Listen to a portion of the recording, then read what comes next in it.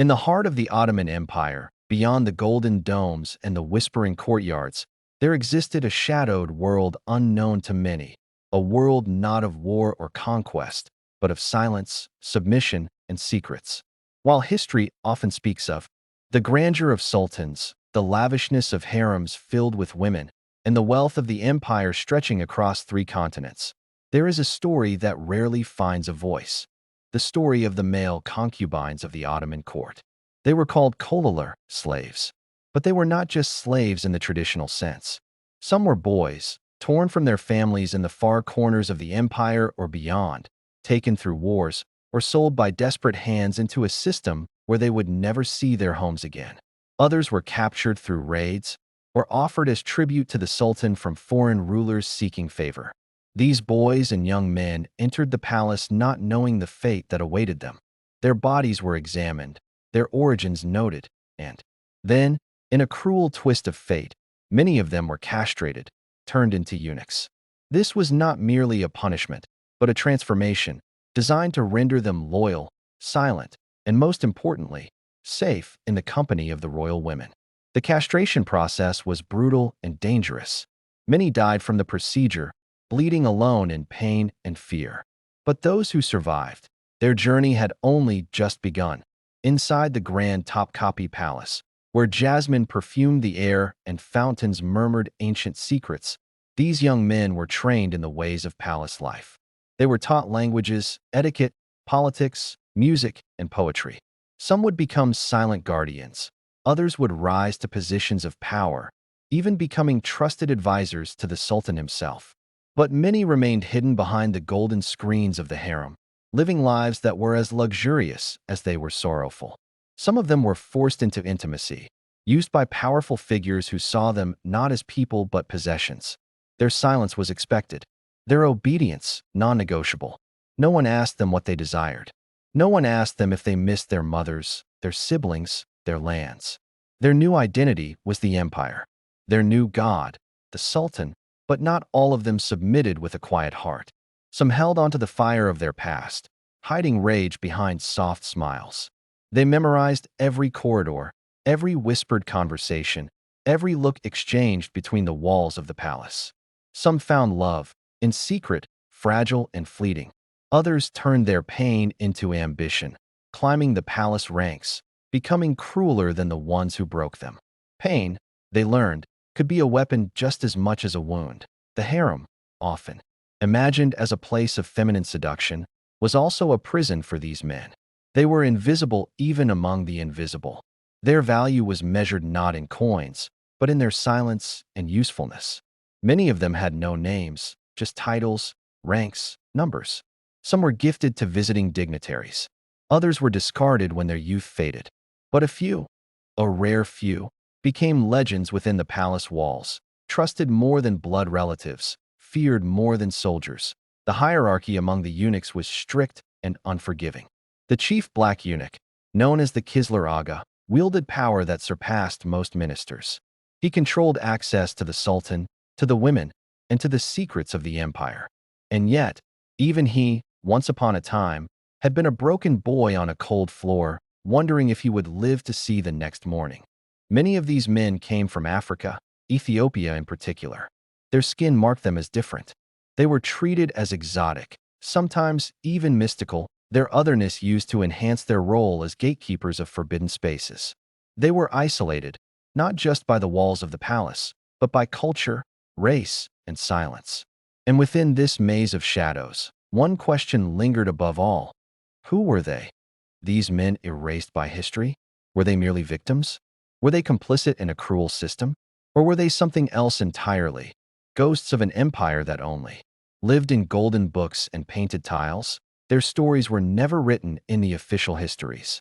There were no love poems pinned in their name, no portraits hanging in galleries. Yet their presence shaped the empire from within. They saw the rise and fall of sultans, knew of poisoned cups and secret alliances, bore witness to the tears of queens and the ambition of princes. They were always there, in the background, watching, and among them, there was one. A young man with emerald eyes and a voice that could bring tears to the heart of even the most hardened warrior. He was not born in chains. He was the son of a poet. But fate did not spare him. One day, as his village burned and his family scattered into the wind, he was taken. He arrived in Istanbul with hatred in his heart and a memory he refused to let die. And it was he, yes, he, who would one day shake the very foundations of the empire. Not with swords, but with secrets that T.O.B. continued. He had been renamed, like all the others. The name his mother gave him, softly whispered as lullabies under fig trees, was forbidden now. He was called Mehmet, a name common, replaceable, and easy to forget. But he never forgot who he truly was. Mehmet learned quickly. His silence became sharper than a blade. His every word, when spoken, was calculated. The other boys feared him, not because he was cruel, but because he carried something they had long surrendered, dignity. He was not broken. Not in the quiet nights of the harem, where laughter of concubines danced through corridors and the scent of rosewater lingered in every room. Mehmet sat alone and listened. He heard the tears behind the silken veils, the jealousy between favored girls, the rage of mothers whose sons would never sit on the throne. But most of all, he learned the politics, the dangerous, shifting web of power woven not just with armies and alliances, but with pillow talk and poisoned honey. The Kisler Aga, the chief eunuch, noticed him. He had seen hundreds come and go, yet this one was different. "There's a storm in you," he once said. "Learn to control it, or it will destroy you." And so Mehmet did. He became his shadow, his student, his heir. He moved unseen through the palace, fetching letters, listening at doors, memorizing everything. Over time, Mehmet's role expanded. He was no longer just a servant. He became a messenger between the harem and the Sultan. His face never changed, but his eyes saw too much. He delivered notes from the Valide Sultan, the Sultan's mother, to foreign spies posing as traitors. He stood still as marble when women wept at his feet, begging him to carry a message to the Sultan to save their lives.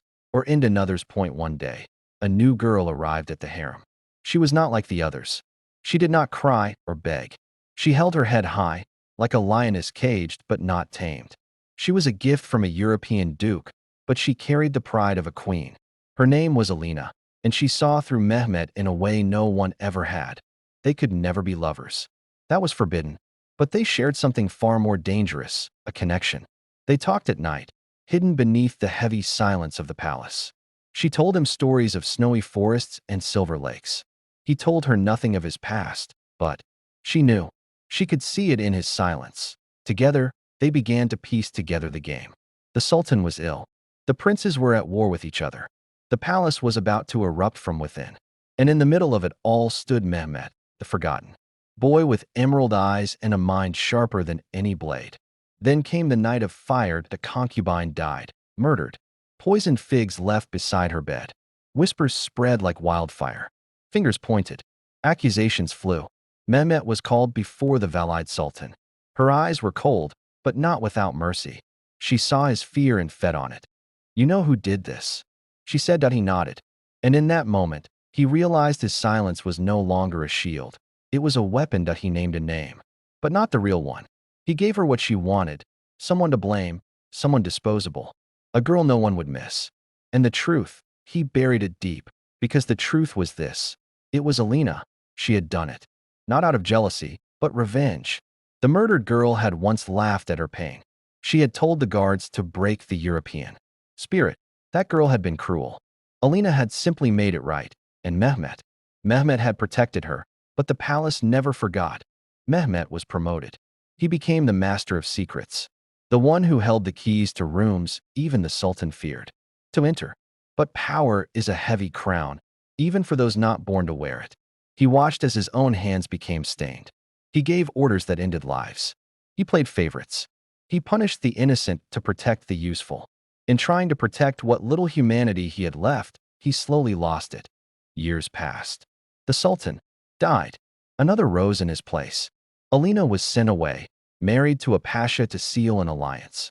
Mehmet never saw her again. But every year, on the night of the fire, he would light a candle by the fountains. He never told anyone why. He grew older, but not weaker. Even the new Sultan feared him. The eunuch with the lion's eyes, they whispered. He knows everything. And one day, Mehmet wrote it all down, in a book bound in red silk, hidden in the wall behind his chamber. The truth of the concubines, the names of those used and discarded, the crimes of the palace, the secret lovers, the betrayals, even his own sins that he knew it would never be read. But he wrote it anyway, not for history, but for himself. When he died, the palace did not mourn. There was no ceremony, no statue, just silence. But somewhere, in the deep belly of the Topkapi Palace, a single candle flickered beside an old, hidden book. And it told a truth the empire never dared admit, that beneath all the gold, the power, the glory of the Ottomans, there lived boys who were never allowed to be men, whose names were erased, whose voices were silenced, but who saw everything. And sometimes, the ones who are forced to be silent are the ones who remember the most. The story of the Ottoman male concubines is not just strange. It is tragic, human, and deeply forgotten. But perhaps now not entirely.